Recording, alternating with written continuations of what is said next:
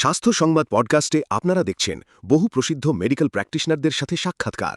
থাকছে ডায়াবেটিস, কিডনির সমস্যা, ক্যান্সার এবং ছোট বড় নানা শারীরিক সমস্যার প্রতিকারের আলোচনা।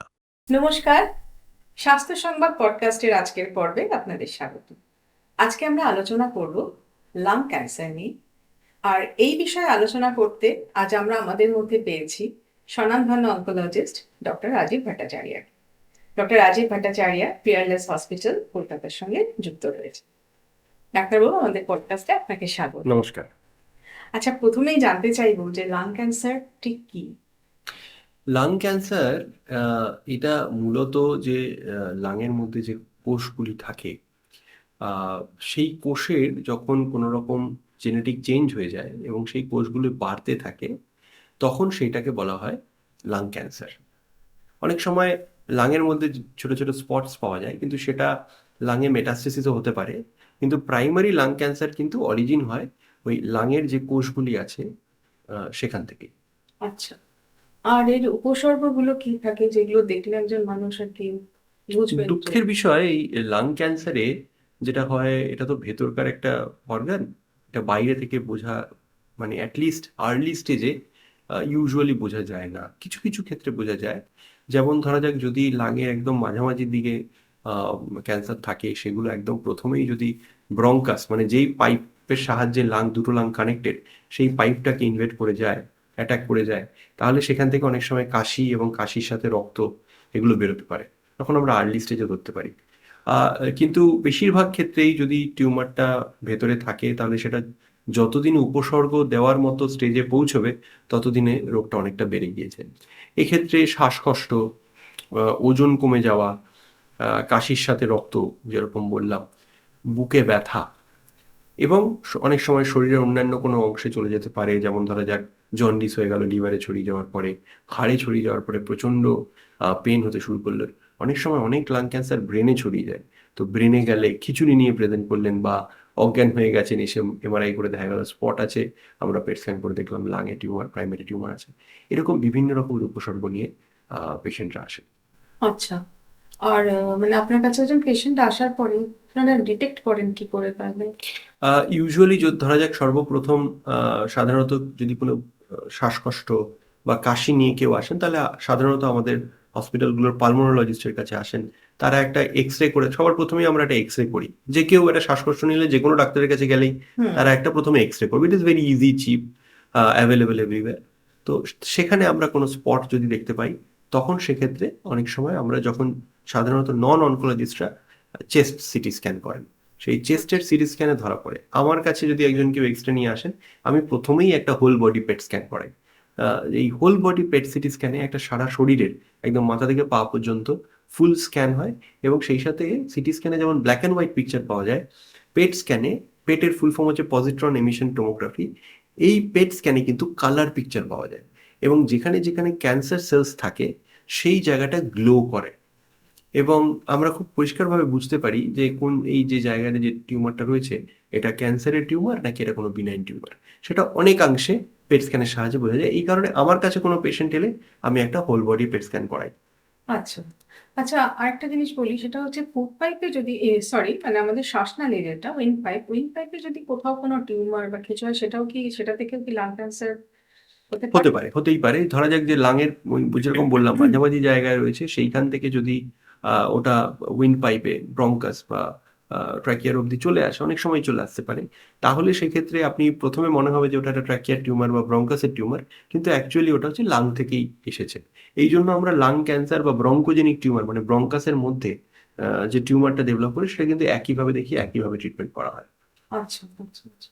আর কাদের মধ্যে লাং ক্যান্সার হওয়ার প্রবণতা বেশি থাকে, কি ধরনের মানুষের মধ্যে? ইউজুয়ালি স্মোকারদের মধ্যে লাং ক্যান্সারের প্রবণতা অনেক বেশি। যারা স্মোক করেন, তাদের স্বাভাবিকভাবে, তিনি যখন স্মোকটা ইনহেল করছেন, তখন সেই স্মোকটা ব্রঙ্কাস এবং ব্রঙ্কাসের মধ্যে দিয়ে লাংয়ের মধ্যে ঢুকে যায়, এবং সেইখানে এই স্মোকিং এর মধ্যে প্রায় 50টারও বেশি কার্সিনোজেন্স আছে, যেই কেমিক্যালগুলো ক্যান্সার কজ করে।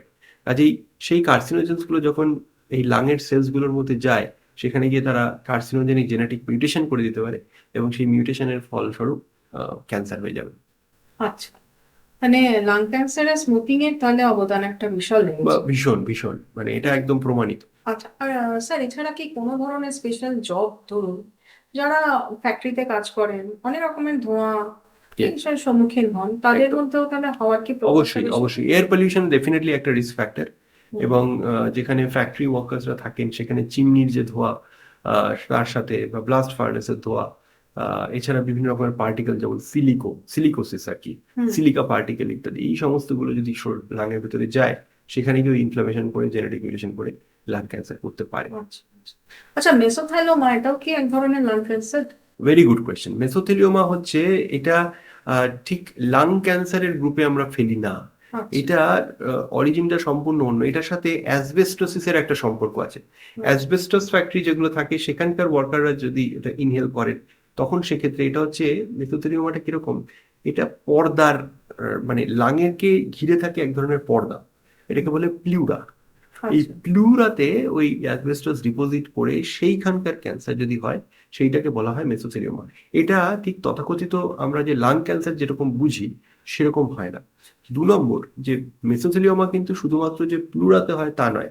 শরীরে অনেকগুলো পর্দা আছে, আমাদের যে অর্গানগুলো থাকে না, সেই অর্গানগুলো তো ঝুলন্ত অবস্থায় শূন্যে তো ভাসবে না, না। তাদেরকে যে আটকে রাখবে সেগুলো বিভিন্ন রকমের পর্দা আছে। তো আচ্ছা। বুকের মধ্যে যেমন আছে প্লুরা যেগুলো লাংকে ধরে রাখে, সেরকম পেটের মধ্যে আছে পেরিটোনিয়াম যেগুলো পেটের স্টমাক, কোলন, লিভার ইত্যাদি এদেরকে ধরে রাখে। সেই পেরিটোনিয়ামেও কিন্তু সেম মেসোথেলিওমা হতে পারে। তো মেসোথেলিওমা ঠিক লাং ক্যান্সার আমরা বলি না, আমরা প্লুরাল মেসোথেলিওমা, পেরিটোনিয়াম মেসোথেলিওমা এভাবে ভাগ করি। কিন্তু ডেফিনেটলি ওটাও মানে লাং ক্যান্সারের মতোই প্রেজেন্ট করতে পারে। বুকে ব্যথা, শ্বাসকষ্ট, জল জমে যাওয়া, খুব কমন হচ্ছে লাংয়ের মধ্যে জল জমা, আচ্ছা। যাকে আমরা প্লুরাল এফিউশন বলি। হুম। এইগুলো মেসোথেলিওমার খুব কমন উপসর্গ। মানে উপসর্গগুলো মোটামুটি একই রকমেরই থাকে। মোটামুটি একইভাবে করা হয়। এবং হুম। তারপরে ইউজুয়ালি ডায়াগনোসিসটাও একটু ডিফারেন্ট। যেমন ধরে যাক, লাং ক্যান্সারের ক্ষেত্রে আমরা বায়োপসি করি, আমি যে আপনাকে বললাম হ্যাঁ। পেট স্ক্যান করলাম। হ্যাঁ। পেট স্ক্যান করার একটা সুবিধা হচ্ছে যে যেহেতু যেই জায়গাটা জল জল করছে, আমরা সেখান থেকে বায়োপসি নিতে পারি। ইউজুয়ালি আমরা কি করি লাং ক্যান্সারের ক্ষেত্রে, যদি দেখা যায় যে লাংয়ের বাইরের দিকটায়, মানে লাং তো এরকম দেখতে, হুম। সেখানকার বাইরের দিকে যদি টিউমার থাকে যেটাকে পারকিউটিনাস বা চামড়ার মধ্যে থেকে অ্যাক্সেস করা যাবে, তাহলে আমরা একটা কোর বায়োপসি করাই, বাইরে থেকে ছুঁচ ফুটিয়ে একটা পরীক্ষা, হুম। কোর বায়োপসি করি। এবং সেক্ষেত্রে আমাদের একটা খুব সুবিধা হয় যে যদি দেখি যে যেই জায়গাটায় টিউমারটার মধ্যে যেই জায়গায় বেশি গ্লো করছে, তার মানে সেখানে ক্যান্সার সেলস বেশি আছে, সেইখান থেকে আমরা বায়োপসিটা নেওয়ার চেষ্টা করি। যদি আমাদের যদি দেখি যে অনেকটা ভেতর দিকে রয়েছে, তখন তো অত বড় নিডল তো আমরা লাঙে ঢোকাতে পারবো না। তো তখন আমরা কি করি, তখন আমরা ব্রঙ্কোস্কোপির মাধ্যমে যাই। ব্রঙ্কোস্কোপি মানে হচ্ছে আমরা যেই ব্রঙ্কাসের মধ্যে যে উইন্ড পাইপ হলো, সেই উইন্ড পাইপের মধ্যে কিন্তু একটা এন্ডোস্কোপের একটা যন্ত্র ঢুকিয়ে সেইখান থেকে একটা ক্লিপ নিয়ে আমরা ব্রঙ্কাসের মধ্যে যদি টিউমার কিছু থাকে সেখান থেকে বের করতে পারি। আর যদি মেসোথেলিওমা হয়, মেসোথেলিওমা হয় বাইরের দিকে, আর একদম পাতলা পাতলা পর্দার মধ্যে ডিপোজিট পড়ে। হুম। ওইখানে আপনি নিডল দিলে ওটা পুরোটা ফুটো হয়ে যাবে, কিন্তু আপনি হুম। বায়োপসি কালেক্ট করতে পারবেন না। এক্ষেত্রে আমরা যেটা করি, আমরা থোরাকোস্কোপি করি। থোরাকোস্কোপি অনেকটা ওই ল্যাপারোস্কোপির মতো, আচ্ছা। খালি ল্যাপারোস্কোপি পেটে হয় আর থোরাকোস্কোপি হয় বুকে। তো বুকের মধ্যেও আমরা ওরকম ক্যামেরা ঢুকিয়ে সেটার মধ্যে দিয়ে একটা গাইড ওয়্যার ঢুকিয়ে একটা ক্লিপ ঢুকিয়ে বায়োপসি নিই। এটা আমাদের পালমোনোলজিস্টরা করতে পারে। আচ্ছা আচ্ছা আচ্ছা। আর যেটা একটু জানতে চাইবো যে ট্রিটমেন্ট, লাং ক্যান্সার ধরুন যদি প্রাথমিক পর্যায়ে বা স্টেজে ধরা পড়ে, কি ধরনের ট্রিটমেন্ট আছে? লাং ক্যান্সার 2 রকম হয়। এক, মোটের ওপর অনেক মানে কয়েক হাজার ধরনের হয়, কিন্তু মোটের ওপর বলতে গেলে 2 ধরনের। এক হচ্ছে স্মল সেল লাং ক্যান্সার, আর এক হচ্ছে non small cell lung cancer. তো স্মল সেল লাং ক্যান্সার ভীষণ অ্যাগ্রেসিভ, এবং এগুলো ব্রেনে মেটাস্টেসিস হওয়ার সম্ভাবনা খুব বেশি। এগুলো রোগীর আয়ুকাল খুব কম থাকে। এগুলো আর্লি স্টেজে প্রায় ধরা পড়ে না বললেই চলে, সবই প্রায় 90%ই হচ্ছে অ্যাডভান্স স্টেজে ধরা পড়ে। তো এই ধরনের স্মল সেল কার্সিনোমা যেগুলো, সেগুলোর চিকিৎসা আমরা মূলত কেমোথেরাপি দিয়ে করি। এবং আজকের যুগে দাঁড়িয়ে আমরা ইমিউনোথেরাপির সাহায্যেও রোগীর আয়ু অনেকটা বাড়াতে পারি। ইউজুয়ালি এগুলো খুব কেমোসেন্সিটিভ হয়, কেমোথেরাপি দিলে একদম প্রচন্ড শ্বাসকষ্ট নিয়ে রোগী এলো, আমি ডায়াগনোসিস করলাম, পেট স্ক্যান বায়োপসি করলাম। অনেক সময় আমার পেট স্ক্যান করারও স্কোপ পেলাম না, আমি বায়োপসি করে স্মল সেল হলো, সাথে সাথে কেমোথেরাপি আমি স্টার্ট করে দিলাম। কেমোথেরাপিতেই দেখা গেল যে পেশেন্ট খুব ভালো ইমপ্রুভ করে গেল। আচ্ছা। তো স্মল সেল কেমোসেন্সিটিভ, প্রবলেম হচ্ছে স্মল সেলটা খুব তাড়াতাড়ি কেমো রেজিস্ট্যান্ট হয়ে যায়, এবং তারপরে রোগটা ফিরে আসে। যখন ফিরে আসে তখন বেশিরভাগ ক্ষেত্রে আমাদের কিছু করার থাকে না। তো স্মল সেলের মর্টালিটি এই জন্য খুব বেশি। নন স্মল সেল লাং ক্যান্সারের ক্ষেত্রে কিন্তু বিভিন্ন রকমের হয় আবার। একটা হচ্ছে স্কোয়ামাস সেল কার্সিনোমা, একটা হচ্ছে অ্যাডেনোকার্সিনোমা। যেগুলো স্কোয়ামাস সেল কার্সিনোমা সেইগুলোর মূলত স্মোকিং এর সাথে অ্যাসোসিয়েটেড থাকে, এবং সেখানে আমাদের ট্রিটমেন্ট হচ্ছে ওই কেমোথেরাপি এবং ইমিউনোথেরাপি। যদি অ্যাডেনোকার্সিনোমা হয় এবং ধরুন পেশেন্টের, আমি এতক্ষণ ধরে তো স্মোকিং স্মোকিং বললাম, স্মোকিং করবেন না তাহলে লাং ক্যান্সার বেঁচে যাবে, কিন্তু এরকমও তো আমরা শুনি যে অনেক পেশেন্ট আছে যারা স্মোক কোনোদিন করেন করেননি, হ্যাঁ, কিন্তু একদম। তাদেরও লাং ক্যান্সার হয়েছে, অ্যাডেনোকার্সিনোমা হয়েছে। তো তার মানে হচ্ছে অ্যাক্সিডেন্টালি তাদের শরীরে বা লাঙে হয়তো কোনো মিউটেশন হয়ে গিয়েছে। আমাদের শরীরে কিন্তু কন্টিনিউয়াসলি মিউটেশন হচ্ছে এই মুহূর্তে, আপনার এবং আমার শরীরে কন্টিনিউয়াসলি কিন্তু, এবং দর্শকরা যারা দেখছেন তাদের সবার সবাই। শরীরে কিন্তু কন্টিনিউয়াসলি জেনেটিক মিউটেশন তৈরি হচ্ছে, এবং যেহেতু কয়েক লক্ষ মিউটেশন প্রতি সেকেন্ডে তৈরি হচ্ছে, তাদের মধ্যে বেশ কিছু কিন্তু কার্সিনোজেনিক। এবার কি হয়, বেশিরভাগ ক্ষেত্রে 99.9% ক্ষেত্রেই ওই যে মিউটেশনটা হলো সেগুলো কারেক্ট হয়ে যায়। আচ্ছা, কিছু কিছু সিচুয়েশনে সেটা হয়তো কারেক্ট হলো না, এটা আচ্ছা। মানে ব্যাড লাক ছাড়া আর কিছু বলা কিছু সম্ভব বলার নয়। নেই, হ্যাঁ। এবং তখন ওই স্পেসিফিক মিউটেশন গুলো, যদি একটা সিঙ্গেল মিউটেশন থেকে যদি ক্যান্সার হয়, তাহলে আমরা ওই স্পেসিফিক মিউটেশন গুলোকে টার্গেট করতে পারি। আচ্ছা, এবং আমাদের কাছে এই মুহূর্তে ভালো ভালো ওষুধ আছে, যেই ওই মিউটেশন গুলোকে টার্গেট করলে রোগীর ডিজিজটাকে কন্ট্রোল করে দেওয়া যায়, ইভেন ইন স্টেজ 4 ক্যান্সার। আমি স্টেজ 4 ক্যান্সারের কথাই বলছি। হুম, হুম, হুম। এবং সেখানে এমনও হতে পারে যে রোগী মানে শুধু কেমোথেরাপিতে হয়তো 6 মাস থেকে 1 বছর তার আয়ুষ্কাল হতো, সে আমি টার্গেটটা খুঁজে বের করে সঠিক চিকিৎসা যদি ওষুধ যদি দিতে পারি, পেশেন্ট 10 বছর বেঁচে আছে। মানে একটা ড্রাস্টিক চেঞ্জ। চেঞ্জ হয়ে যাবে। তো এই জন্য স্পেশালি যাদের অ্যাডেনোকার্সিনোমা হয়, সে স্মোকার নন স্মোকার যাই হোক না কেন, আমরা একটা জিনিস করি, জেনেটিক মিউটেশন টেস্টিং বা কম্প্রিহেন্সিভ জিনোমিক প্রোফাইলিং। এই জিনোমিক প্রোফাইলিং করলে আমরা জানতে পারি যে কোনো স্পেসিফিক মিউটেশন আছে কিনা। মোস্ট কমন যেগুলো আমরা দেখতে পাই নন স্মোকার অ্যাডেনোকার্সিনোমা, 50% to 60%-এর মধ্যে ইজিএফআর মিউটেশন। যেমন এই ইজিএফআর মিউটেশন যদি থাকে, তাহলে তার বিরুদ্ধে কিন্তু আমরা ভালো ওষুধ দিতে পারি। ওসিমার্টিনিব নামের একটা ওষুধ আছে, সেই ওষুধের সাহায্যে আমার কাছে এই মুহূর্তে পেশেন্ট আছে যারা বহুদিন ধরে ভালো আছে, প্রায় 4 বছর 5 বছর ওষুধ পাচ্ছেন, সেরকম পেশেন্টও রয়েছে। যদি এটা অ্যালক পজিটিভ যদি হয়, তাহলে সেক্ষেত্রে রোগীর মানে ট্রায়ালেই দেখা গিয়েছে যে প্রায় 7 বছর, অর্ধেকের বেশি পেশেন্টরা 7 বছর অবধি ডিজিজ আর প্রগ্রেসই করেন, ডিজিজ কমপ্লিটলি কন্ট্রোলে দিব্যি রয়েছে পেশেন্টরা। বাহ। প্রায় 80% রোগ 7 বছর বা তার বেশি বেঁচে আছে। তো মানে বুঝতে পারছেন, মানে 5 জন পেশেন্ট, হুম, হুম, তাদের মধ্যে 4 জনই বেঁচে আছেন 7 বেঁচে বছরের আছে, ওপরে। হ্যাঁ। এটা একটা মানে বিশাল রিমার্কেবল প্রাপ্তি। একটা ব্যাপার আর কি, হুম। যেটা আগে ভাবাই যেত না। কাজেই বুঝতেই পাচ্ছেন যে এখনকার আধুনিক যে চিকিৎসা সেটা কতটা এগিয়ে গিয়েছে, এবং সঠিকভাবে যদি আমরা চিকিৎসাটা করতে পারি, তার আগে সঠিকভাবে যদি ডায়াগনোসিস এবং কি ধরনের মিউটেশন ইত্যাদি এগুলো যদি ধরতে পারি, তাহলে কিন্তু রোগীকে মানে যথেষ্ট ভালো রকম বেনিফিট দেওয়া সম্ভব। আচ্ছা, আচ্ছা। আচ্ছা, আর ক্যান্সার, যে কোনো ক্যান্সারের ক্ষেত্রেই জিজ্ঞেস করছি, আর যেহেতু লাং ক্যান্সার আজকে আমাদের আলোচ্য বিষয়, এটাও জিজ্ঞেস করছি, এগুলো কি বংশগত? হ্যাঁ, এটা একটা খুব ভালো প্রশ্ন বলেছেন। দেখছেন, বারবার আমি কিন্তু একটা কথা বলছি, সেটা হচ্ছে যে জেনেটিক জেনেটিক, তাই না? হ্যাঁ। তাই না? বারবার আমি বলছি যে জেনেটিক মিউটেশন, জেনেটিক মিউটেশন।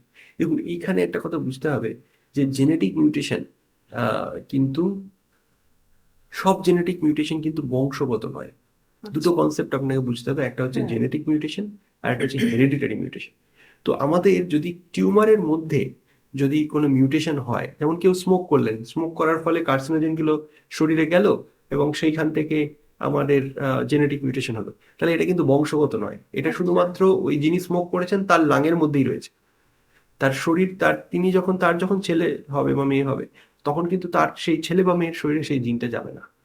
কিন্তু কিছু কিছু আহ, আহ, রোগ থাকে যেগুলো হেরিডিটারি। যেমন ধরা যাক, আমাদের একটা hereditary breast and ovary cancer syndrome একটা আছে, যেখানে ব্রাকা জিনটা পজিটিভ থাকে। সেগুলো থাকে ব্লাডে, আমরা ব্লাড থেকে টেস্ট করি, এবং ব্লাডের মধ্যে যদি জিন মিউটেশন থাকে, ক্যান্সার কজিং জিন মিউটেশন থাকে, তাহলে কিন্তু সেটা তার পরবর্তী প্রজন্মের মধ্যে যেতে পারে।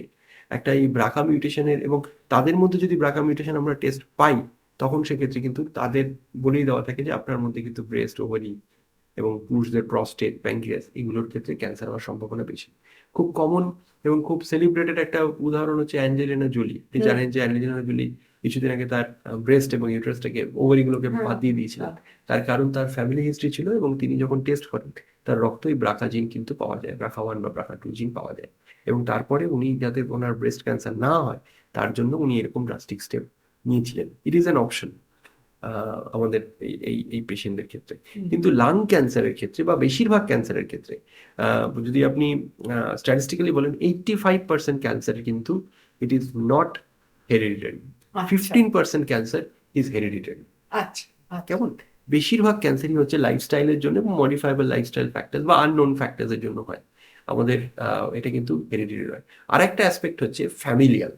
এই ফ্যামিলিয়াল মানে কি?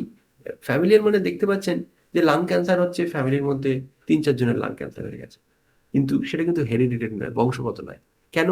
তার কারণ ওই যে ফ্যামিলিটা, যেখানে ধরুন বাবা স্মোক করছে, সেই স্মোকটা ছোটবেলা থেকে ছেলের কাছে এসেছে প্যাসিভ স্মোকিং হিসাবে।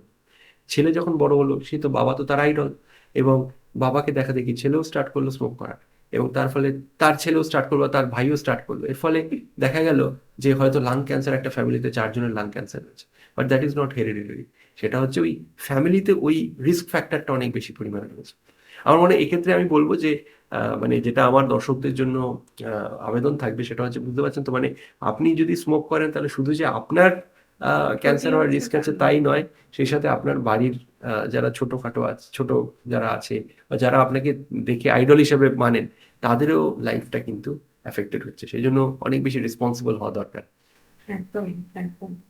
আর মানে যারা ধরুন এমনি নন স্মোকার কিন্তু প্যাসিভ স্মোকার যারা, তাহলে তাদেরও লাং ক্যান্সার হওয়ার একটা চান্স থেকেই যাচ্ছে। ডেফিনেটলি যদি বেশি দিন ধরে যদি আপনার এক্সপোজারটা থাকে, তাহলে ডেফিনেটলি লাং ক্যান্সার হওয়ার সম্ভাবনা আছে। এবং বেসিক্যালি কি, ইটস ভেরি সিম্পল। আপনার যদি কার্সিনোজেন শরীরে যায়, সেটা যত পরিমাণেই যাক না কেন, তাহলে সেক্ষেত্রে বডি যদি সেটা মোকাবিলা করতে না পারে, তাহলে সেখান থেকে ক্যান্সার হবে। এবার বডি কতটা কার মোকাবিলা করবে কেউ জানে না, প্রত্যেকের বডি তো আলাদা। একদমই তাই। হ্যাঁ একদম। আচ্ছা স্যার, আমাদের আলোচনা প্রায় শেষের দিকেই এসে গেল। এবার যেটা আপনার কাছ থেকে জানতে চাইবো, যে আগস্ট মাস হচ্ছে লাং ক্যান্সার অ্যাওয়ারনেস মান্থ, তো আপনি যদি এই লাং ক্যান্সার প্রতিরোধের জন্য একটু কিছু বলে দেন দর্শকদের আর কি। এই এতক্ষণ ধরে যেটা আলোচনা হচ্ছিল আর কি, ভীষণ হ্যাঁ ভীষণ মানে এবার এক গুরুত্বপূর্ণ। কথায় ওনাদের মাথায় যাতে ওনাদের ঢুকে যায়। একদম একদম, মানে সে নো টু স্মোকিং, এইটা একটা বড় ব্যাপার। একেবারে কোনো ধরনের স্মোকিং, সেটা সিগারেট হোক, সেটা বিড়ি হোক, আমি তো বলবো যে কোনো ধরনের তামাককেই বর্জন করা উচিত, যাতে শুধুমাত্র লাং ক্যান্সার নয়, মুখের এবং মুখগহ্বরের ক্যান্সারও যাতে না হয়। এবং স্মোকিং থেকে তো শুধু লাং ক্যান্সার নয়, আরো বিভিন্ন রকমের হ্যাঁ ক্যান্সার হতে পারে। আর শুধু তাই নয়, শুধু স্মোকিং থেকে শুধু যে ক্যান্সার হয় তাই নয়, হার্টের উপর একটা বিরাট বড় এফেক্ট তাদের হয়। হুম, তো সেইগুলো যাতে তারা আটকায়। এছাড়া একটা হেলদি লাইফস্টাইল লিড করা উচিত, হাঁটা উচিত, এক্সারসাইজ করা উচিত, সেডেন্টারি লাইফস্টাইল যতটা পারে অ্যাভয়েড করা উচিত। এইগুলি করলে আমার মনে হয় যে শুধু লাং ক্যান্সার কেন, বিভিন্ন ধরনের বিভিন্ন ধরনের ক্যান্সার, এবং নট অনলি ক্যান্সার, একটা জেনারেল হেলদি হেলদি একটা একটা ভালো। একটা জীবন আপনি গড়ে তুলতে পারবেন। তো আজকে এই পডকাস্টে আপনার আসার জন্য আপনাকে অনেক ধন্যবাদ। অনেক উপকৃত হলাম আমরা। আমি তো নিজে তো অনেক কিছু জানলাম, আর আমার বন্ধুরাও অনেক কিছু জানতে পারলেন। আপনাকে সেজন্য নমস্কার জানাচ্ছি, ধন্যবাদ আমাকে এখানে ডাকবার জন্য, অনেক অনেক ধন্যবাদ। এবং আশা করবো পরবর্তীকালে আপনাকে কিন্তু আমরা আবার পাবো। আমি সবসময় আছি। বন্ধুরা, তাহলে আমাদের আজকের আলোচনা আপনাদের যদি ভালো লেগে থাকে, লাইক করবেন, শেয়ার করবেন, কমেন্ট করবেন, আর চ্যানেলটিকে সাবস্ক্রাইব করবেন। আর ডাক্তারবাবু আপনাদের যে মহা মূল্যবান উপদেশগুলি দিলেন, সেগুলো মেনে চলুন।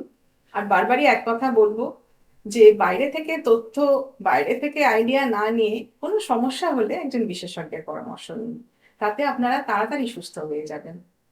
আজ তাহলে আসি, দেখা হচ্ছে আমাদের পডকাস্টের আগামী পর্বে। নমস্কার।